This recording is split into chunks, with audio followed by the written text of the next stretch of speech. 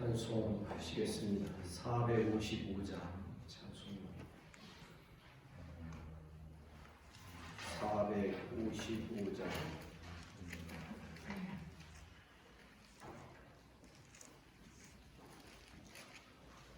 주님의 마음을 본받는 자 그 맘에 평강이 찾아오는 험악한 세상을 이기니 하늘로부터 임함이로다. 주님의 마음을 본받아 살면서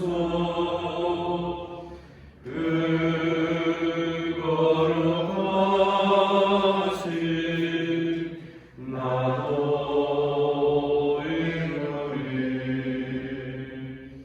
주 모습 내 눈에 안 보이며 그 음성 내 귀에 안 들려도 내 영혼 날마다 주를 만나 신령한 말씀을 배우도다. 주님의 말을 본받아 살면서 그 거룩하신 나도 이루리. 가는 길 거칠고 험하여도 내 맘에 불평이 없어지는 십자가 고난을 이겨내신 주님의 마음 본받음이라. 주님의 마음 본받아 살면서 그 거룩하신 나도 이루리. 주 예수 세상에 다시 오실 그날엔 무성도 변화하여 주님의 빛나는 그 영상을 다 함께 보며 주 찬양하리. 주님의 마음 본받아 살면서 그 거룩하신 나도 이루리.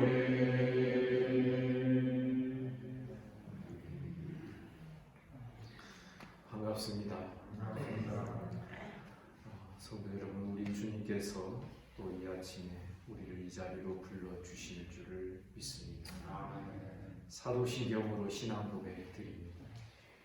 나는 전능하신 아버지 하나님 천지의 창조주를 믿습니다.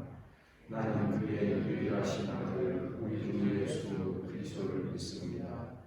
그는 성령으로 잉태되어 동정녀 마리아에게서 나시고 본디오 빌라도에게 고난을 받아 십자가에 못 박혀 죽으시고 장사된 지 사흘 만에 죽은 자 가운데서 다시 살아나셨으며 하늘에 오르시어 전능하신 아버지 하나님 우편에 앉아 계시다가 거기로부터 살아있는 자와 죽은 자를 심판하러 오십니다.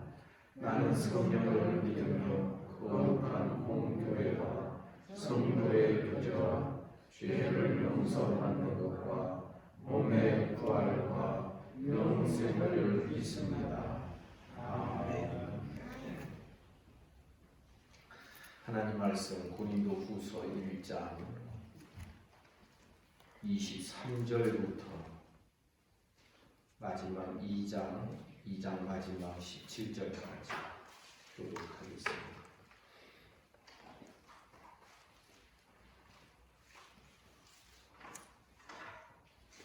(1장) 23절입니다.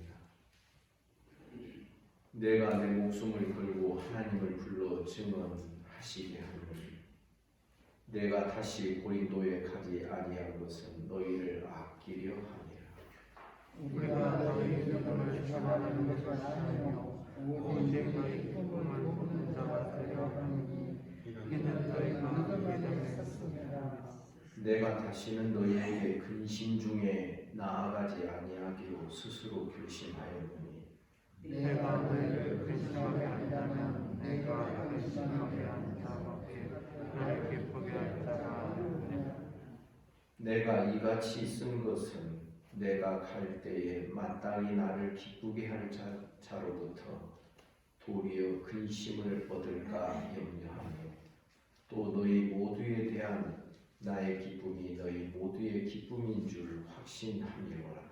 내가 마음에 큰 물과 걱정이 있어 많은 눈물로 너희에게 썼으니 이는 너희로 근심하게 하려 것이 아니요 오직 내가 너희를 향하여 넘치는 사랑이 있음을 너희와 함께 하려 함이라.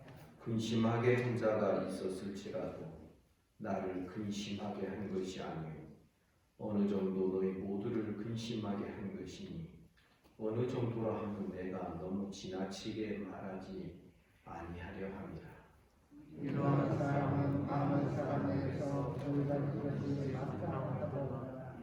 그런즉 너희는 차라리 그를 용서하고 위로할 것이니 그가 너무 많은 근심에 잠길까 두려워하노라. 그러므로 너희를 권하노니 사랑은 그들에게 나타나라.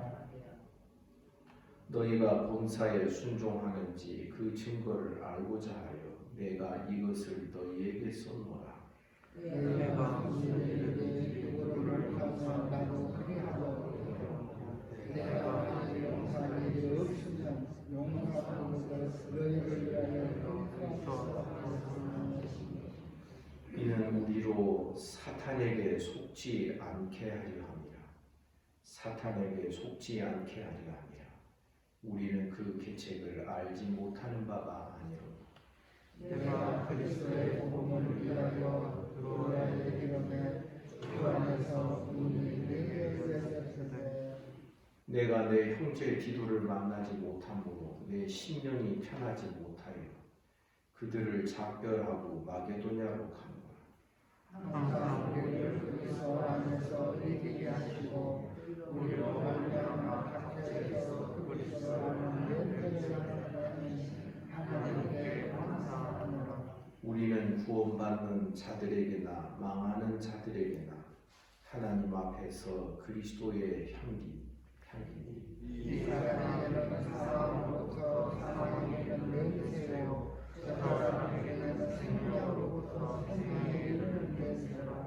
너희가 이 일을 감당하며 다 같이 우리는 수많은 사람들처럼 하나님의 말씀을 혼잡하게 하지 아니하고 곧 순전함으로 하나님께 받은 것 같이 하나님 앞에서와 그리스도 안에서 말하노라. 아멘.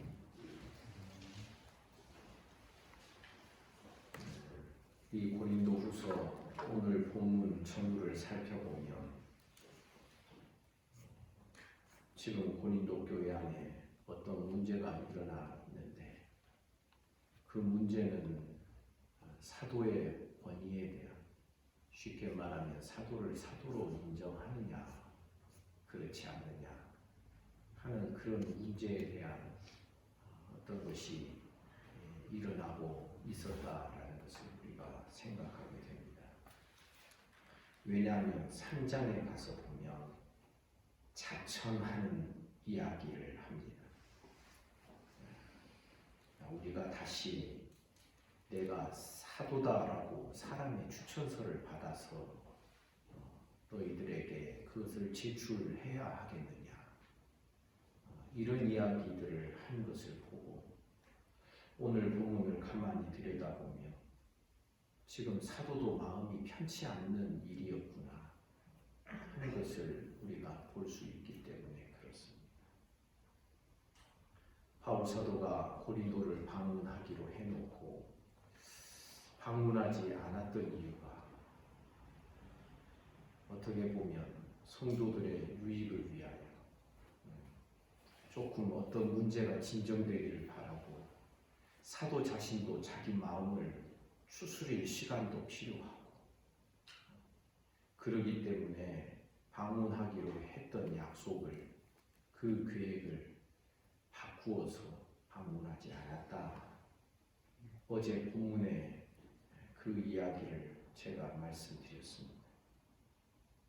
그런데 이렇게 방문하지 않는 이유가 1장 23절에 보니 너희를 아끼려 함이라.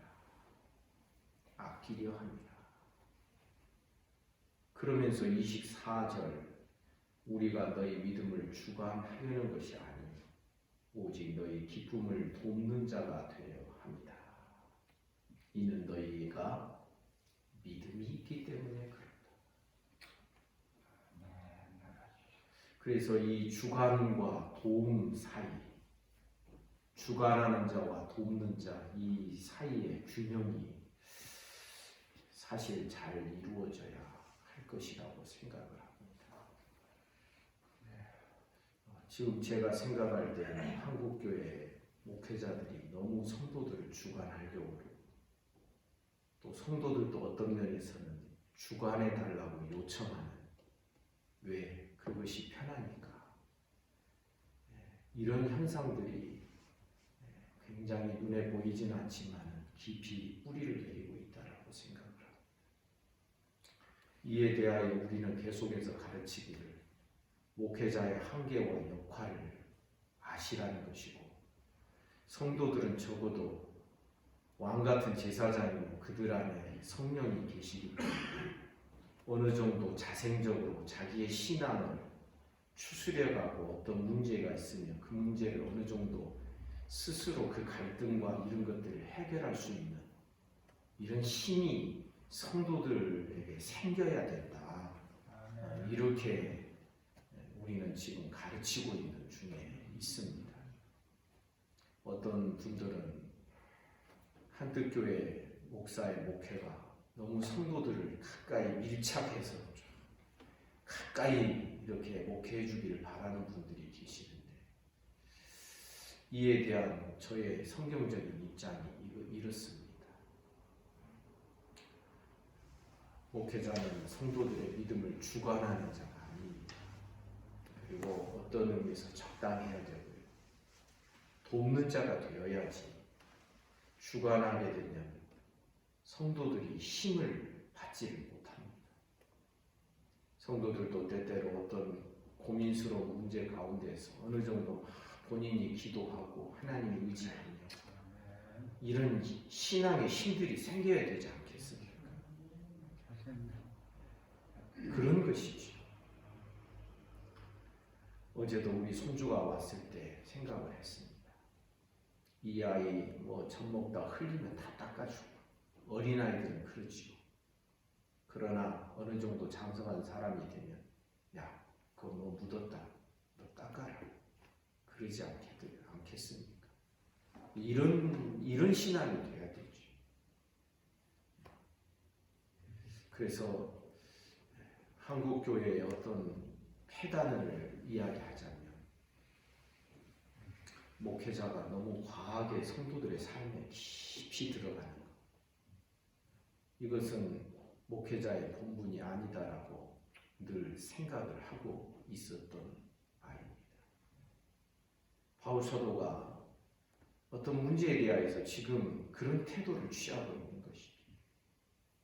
2장 1절에 보면 내가 다시는 너희에게 근심 중에 나아가지 아니하기로 스스로 결심하였다. 사도도 이 사도에 대한 비난, 이 사도에 대한 판단의 말을 함부로 하는 그 성도들에 대하여서 자기도 마음이 상한 그런 이야기를 하고 있는 것이죠. 내가 다시는 너희에게 근심 중에 나아가지 아니하기로 스스로 결심했다. 내 마음도 좀, 사도의 마음도 어느 정도 해결이 좀 돼야 되고, 성도 그런 말을 함부로 거칠게 막 물어뜯으면서 한 그 말도, 그 말을 한 사람도 어느 정도 해결이 돼야 돼. 2절에 보니 내가 너희를 근심하게 한다면 내가 근심하게 한 자밖에 나를 기쁘게 할 자가 누구냐. 바울을 대적하는 우리들에 대한 이야기를 하고 있는 것입니다. 3절 내가 이같이 쓴 것은 내가 갈 때에 마땅히 나를 기쁘게 할 자로부터 도리어 근심을 얻을까 염려하며 또 너희 모두에 대한 나의 기쁨이 너희 모두의 기쁨인 줄을 확신하라. 아직 정리가 되지 아니하고 그들의 마음도 내 마음도 어느 정도 정리가 되지 아니하고 그저 뭐 문제가 있다고 해서 섣불리 푹 갔다가 해결하려고 인간의 생각으로 해결하려고 하면 더 매듭이 져지고 더 문제가 더 어려워지는 그런 경우가 있지 않겠느냐. 그런데 아직 그때가 되지 않았다고 생각이 들어서 너희를 방문하지 않은 것이다. 4절에 보니 내가 마음에 큰 눌림과 걱정이 있어 많은 눈물로 너희에게 쓰었다. 이는 너희로 근심하게 하려 한 것이 아니고 오직 내가 너희를 향하여 넘치는 사랑이 있음을 너희로 알게 하리라. 사도는 교회를 사랑하고 있었습니다. 성도들을 사랑하고 있었습니다. 그래서 지금 고린도 교회에서 멀리 떨어져 있으면서도 마음은 고린도에 가 있었다. 마음이 계속 쓰여지는 일이고 이런 부분에 대하여서는 늘 사역자의 마음은 부족함을 느낄 수밖에 없는 것이 사실이죠. 그런데 이제 해결책을 5절부터 이야기합니다. 근심하게 한 자가 있었을지라도 나를 근심하게 한 것이 아니오 어느 정도 너희 모두를 근심하게 한 것이다. 이것은 사도를 대적하는 그 어떤 사람들이 있다면 그것은 교회 전체의 문제다라는 것을 말하는 것이죠. 어느 정도로 하면 내가 너무 지나치게 말하지 아니하려 합니다. 지금 이것은 무슨 표현이냐면 사실 나도 굉장히 많이 마음이 상했다. 왜 나를 대적하니까. 그런데 그것이 그냥 어느 정도 좀 문제가 있었다라고 어느 정도라는 표현을 쓰는 이유가 이 문제를 너무 심각하게 말하지 아니하려 합니다. 6절에 보니 그 문제가 얼마나 심각했는지 이러한 사람은 많은 사람에게서 벌받는 것이 마땅하다. 굉장히 거칠게 사도를 대적하며 물어뜯은 그런 흔적이 보입니다. 여러분 사람이 말로 사람을 물어뜯는 것을 우리가 알아야 돼요. 이 사도가 얼마나 그 어떤 사도를 대적하는 말에 마음의 상처를 받았는지 나도 아직 근심하고 있다. 나도 아직 다 해결되지 않는 이 문제이다. 이런 식으로까지 말을 하겠습니다. 그렇게 함부로 물어뜯는 말을 한 그 사람들은 많은 사람에게서 교회에 의하여서 그것이 진정이 되고 그건 잘못된 것이다라고 이야기되고 이렇게 정리되고 이것이 마땅하다. 7절 그런즉 너희는 차라리 그를 용서하고 위로할 것이니 그들 너무 많이 나무라지 말고 그들 용서해라. 그가 너무 많은 근심에 잠길까 두려워. 이 근심에 삼켜진다라고 되어 있습니다. 원문에. 근심이 사람을 삼켜버릴까 두려워합니다. 8절 그러므로 너희를 권하는 사랑을 그들에게 나타내. 9절 너희가 범사에 순종하는지 그 증거를 알고자 하여 내가 이것을 썼노라. 10절 너희가 무슨 일이든지 그를 누구를 용서하면 나도 그리하고 내가 만일 용서한 일이 있으면 용서한 그것은 너희를 위하여 그리스도 앞에서 한 것이. 교회는 성도들과 목회자의 관계, 또 성도와 성도의 관계는 서로 용서해야지. 서로 물고 뜯으면 어떻게 된다? 피차 망하게 되는 것입니다. 그런데 문제는 11절입니다. 중요합니다. 이는 우리로 사단에게 속지 않게 하려 합니다. 우리는 그 계책을 알지 못하는 바가 아닙니다. 교회 안에 어떤 문제가 생기면 서로 입방아를 찢게 됩니다. 말로 거칠게 막 그냥 난도질을 할 때가 있습니다.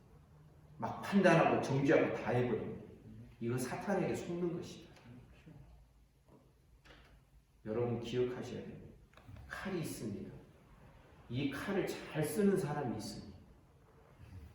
이 칼을 가지고 요리도 하고 이 칼로 사람을 보호하기도 하고. 그래서 가끔 영화에 보면 검술을 배우고 칼 사용법을 배우는 이유가 사람을 지키기 위한 것이야. 그런데 이 사용법에 미숙한 사람은 어떻게 합니까? 이 칼로 자기를 다칩니다. 이 칼로 다른 사람을 상하게 합니다. 무엇을 지금 말하고자 하냐면 문제가 없는 사람이 없습니다. 약점이 없는 사람이 없습니다. 약점이 없는 약한 것이 없는 목회자가 없습니다. 그런데 그 약한 것 가지고 그 사용법, 약점 사용법을 어떻게 이끌어가냐. 그 약한 것 때문에 주님께서도 우리를 용납해 주셨는데 하고 그 다른 사람의 약점 가지고 용납을 배웁니다. 다른 사람의 실수를 가지고서 그를 위하여 기도하는 법을 배웁니다. 여러분 이런 은혜가 있기를 주님의 이름으로 축복합니다. 사용법을 선하게 사용하는 법을 배워야 돼요. 안 좋은 것을 가지고도 선하게 사용법을 배우는 것이 하나님의 뜻이고 안 좋은 것 가지고 막 난도질하도록 하는 것이 11절에 기록되어 있는 것처럼 사단에게 속아 넘어가는 방식이 되는 것입니다. 우리로 사단에게 속지 않게 하여 지금 사도의 마음속에는 자기를 몹시 아프게 한 사람이 있었지만 왜냐하면 사도를 대적하기 때문에 그러나 지금 나와 그 사람의 문제가 아니라 지금 사단이 저기에 의식이 되는 것입니다. 사탄이 이 일을 통하여서 지금 우리를 어떻게 진흙탕 속으로 막 빨려 들어가게 만드는가, 어떻게 우리를 진흙탕 속에서 허우적대게 만드느냐, 사단을 지금 의식하고 있는 것입니다. 어떤 문제를 가지고서 사단의 방식대로 그것을 막 끌려가면서 그 문제를 막 해결하려고 하면 할수록 더 진흙탕 싸움이 되는 경우들이 있죠. 지금 사도는 그렇게 되면 안 되겠다라는 그 말을 지금 하고 있는 것입니다. 놀랍게도 다른 서신과 좀 다르게 이 사단, 이 세상신, 이 이야기가 고린도 후서에 몇 번 나옵니다. 우리는 사단의 계책을 알지 못하는 자가 되지 않기를 주님의 이름으로 축복합니다. 사단은 용서가 없게 합니다. 계속 막 벌하게 만듭니다. 틀린 이야기는 아니겠지요. 어떤 근거는 있겠지요. 용서가 없게 하고 계속 벌하게 하고 계속 물어뜯게 만드는 것이 사탄의 계략인 것입니다. 12절 이하에 보면 사도는 다시금 고린도 교회를 염려하고 사랑하고 아끼는 마음을 표현하고 있습니다. 내가 그리스도의 복음을 위하여 드로아에 이르니 주 안에서 문이 내게 열렸습니다. 드로아는 아시아의 끝자락이에요. 드로아에서 복음을 전하는데 드로아의 복음의 문이 막 열렸어요. 그런데도 13절에 보니 내가 내 형제 디도를 만나지 못함으로 내 심령이 편하지 못하여 그들을 작별하고 마게도냐로 유럽으로 건너갑니다. 아니 드로아에서 막 복음의 문이 막 열리기 시작했는데도 바울 사도의 마음이 막 편하지 않습니다. 왜? 고린도 교회 이 문제를 생각합니다. 그래서 어떻게 됐냐면 드로아를 떠나게 됐어요. 이전에 제가 성경을 공부하면서 이 부분이 참 이상했어요. 왜 복음의 문이 열렸으면 거기서 더 사역하고 거기서 머무를 일이지 왜 거기를 떠나서 고린도에 더 가까운 마게도냐로 갔을까? 지금 사도의 마음속에는 고린도 교회 문제가 더 심각하기 때문에 그렇습니다. 왜 디도를 만나지 못함으로 심령이 편하지 못했느냐? 바울 사도가 디도를 먼저 앞서서 고린도 교회에 보냈거든요. 그래서 고린도에 가서 네가 어느 정도 좀 문제를 해결하고 우리가 어떻게 해야 될 것인지 그것을 고린도 교회에 잘 차분차분 이야기하고 가르치고 그리고 그들의 변화와 그들의 사정을 가지고 와라. 그 디도를 보냈는데 디도가 더디 옵니다. 그러니까 온갖 생각만 많이 나지 않겠습니까? 뭐야 아직도 문제가 해결이 안 됐나? 막 사람의 문제를 일으킨 그 대적하는 사람들의 마음이 막 더 거칠어진 것이 아니야. 디도가 늦게 오는 거 보니까 문제가 더 크게 번진 것 아니야. 막 이런저런 생각에서 바울 사도가 마음이 편치 않았다. 그래서 디도를 만나려고 디도가 좀 더 가까이 올 수 있는 그 길목으로 바울 사도가 이 드로아를 떠나서 마게도냐로 옮겨가는 것입니다. 그러면서 마음에 간절한 소망이 있습니다. 14절 항상 우리를 그리스도 안에서 이기게 하시고 그리스도 안에서 이기게 하시고 11절에 사단에게 속는 것과는 다른 방식이 그리스도 안에서 이기게 하시고 우리로 말미암아 각처에서 그리스도를 아는 냄새를 나타내시는 하나님께 감사합니다. 항상 어떤 문제가 있을 때 그리스도 안에서의 참된 승리를 늘 염두에 두고 그 승리를 향하여 나아가는 저와 여러분 우리 모두가 되기를 주님의 이름으로 축복합니다. 승리의 방식이 있습니다. 우리만의 승리의 방식. 마귀의 방식이 아니라 그리스도의 방식이 있어서 그 그리스도의 방식대로 행하게 되면 어떤 일이 일어나게 되냐 그리스도를 아는 냄새가 나타나기 시작합니다. 여러분 말에도 향기가 있는 건 아십니까? 15절 우리는 구원받는 자들에게나 망하는 자들에게 하나님 앞에서 그리스도의 향기가 되어야 돼요. 16절 이 사람에게는 사망으로부터 사망에 이르는 냄새가 나고 저 사람은 생명으로부터 생명에 이르는 냄새가 나요. 누가 이 일을 감당하냐? 이거 사람이 이거 뭐 내가 사역자지만 내가 임의로 할 수 있는 일이 아니잖아요. 자기 몫의 삶이 있는 것이다. 사망의 냄새가 있습니다. 생명의 냄새가 있습니다.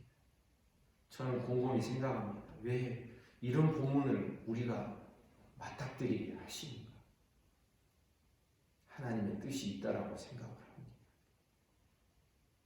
사랑 여러분, 우리의 생각에도 어떤 사람은 가만히 옆에만 있어도 마음이 편해지는 경우 있지 않습니까? 느낌이 있습니다. 어느 정도 신앙생활 하면 누가 막 좋은 말하고 하면 저건 아첨의 말이네. 말에서 냄새가 나네. 느낌이 있어요. 증거는 없어도 말이죠. 근데 저거는 진심의 말이네. 그 마음이 확 이렇게 느낌으로 와야 되는 거죠. 왜? 그 안에도 성령이 있고 내 안에도 성령이 있으니 성령의 교통하심이 있는 것이 사실인 것입니다.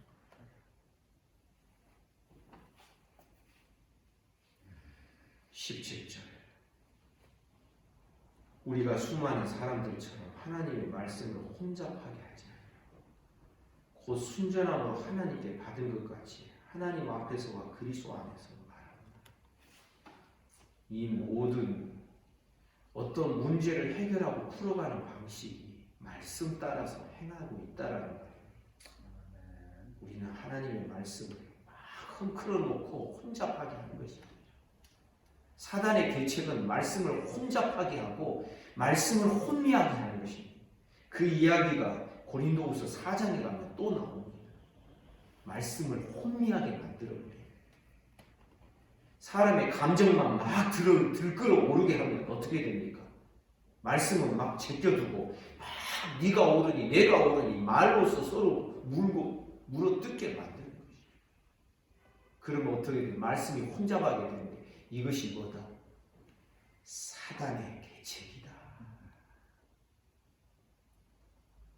사랑 여러분, 교회 안에 어떤 문제가 생기지 아니할 수 없습니다.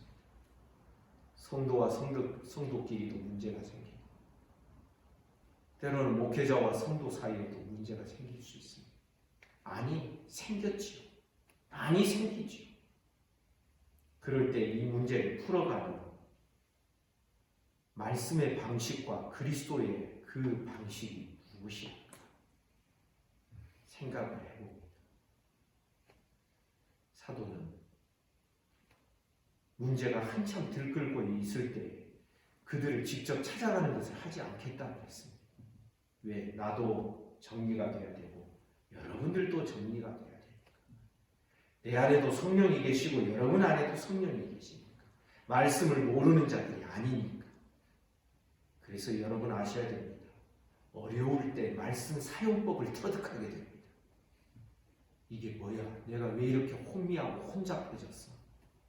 어느 날 막 염려 근심이나 막 누구를 정죄하고 판단하는 말 속에서 그 생각 속에서 막 복잡하다가 아니야 내가 이게 지금 뭐야? 정신을 차리고 그 다음에 말씀을 떠올리면서 말씀 가지고서 하나 내 앞에 있는 염려 근심들을 사투 베어내는 법을 배우게 되면 말씀 사용법을 터득하게 되는 것입니다. 어느 정도 이런 자생적인 신앙들이 있어요. 그 다음에 만나서 이야기를 하고 그리고 함께 기도하자고 해도 그것이 효과가 있는 것이지 그런 믿음의 준비가 없이 선뜻 만나게 되면 마귀에게 더 속아 넘어가는 일들이 발생할 수밖에 없는 것이죠. 사랑하는 여러분, 우리는 계속되는 고린도후서의 말씀을 통하여서 사도가 사실 자기 문제입니다. 그래서 저는 참 이 재밌습니다. 이 목회자 문제거든요. 자기와 목회자와 성도 사이에 생겨난 어떤 문제거든요. 지금 그 문제를 사도가 어떤 방식으로 지금 다루어가고 있나?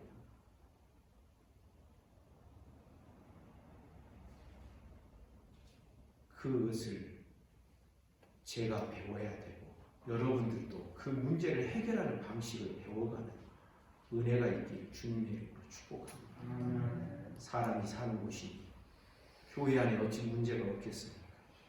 그러나 그 많은 문제를 어느 방향으로 풀어가고 그 문제를 어느 쪽으로 사용하느냐, 마귀 쪽으로 사용하느냐 아니면 그리스도 쪽으로 사용하느냐, 이것에 따라서 달라지게 되는 것입니다. 계속되는 말씀이 기대가 됩니다. 기도하겠습니다. 하나님 아버지, 어제 주일 잘 보내고 오늘도 이 아침에 우리로 하여금 주의 말씀을 대면할 수 있도록 불러주시니 감사합니다. 날마다 말씀의 인도함 따라 살아갈 수 있도록 이 말씀의 자리에 나오는 우리 모든 성도들이 되기를 간절히 소원합니다. 그래서 날마다의 신앙을 배운 그 어떠한 효과와 내공이 신앙의 성장과 성숙함으로 우리의 심령에 세워져 갈 수 있도록 하나님께서 은혜와 복을 내려 주옵소서. 이 아침에 몸이 아픈 우리 성도들 은혜 주시기를 원합니다. 소위로부터 시작하여 우리 최영석 집사님 이르기까지 모든 이들을 하나님께서 어루만져 주옵소서. 예수 이름으로 명함으니 깨끗함을 받을지어다. 하나님 아버지, 참으로 우리가 말씀을 혼잡하게 하지 아니하며 날마다 그리스도의 방식으로 여러 가지 문제들을 대면하고 그 문제를 하나님 앞에서 기도함으로 해결해 나아갈 수 있는 우리 모든 성도들이 되기를 간절히 소원합니다. 오늘도 나라와 민족을 지켜주십시오. 한국교회를 불쌍히 여겨주십시오. 우리를 긍휼히 여겨주십시오. 이 지구촌에 사는 모든 인생들 고통하며 신음하며 자기가 주인 되어 살아가는 모든 인생들을 불쌍히 여겨주시옵소서. 오늘 하루의 모든 삶을 우리 주님께 의탁합니다. 예수님 이름으로 기도하옵나이다. 아멘. 말씀 묵상하시겠습니다.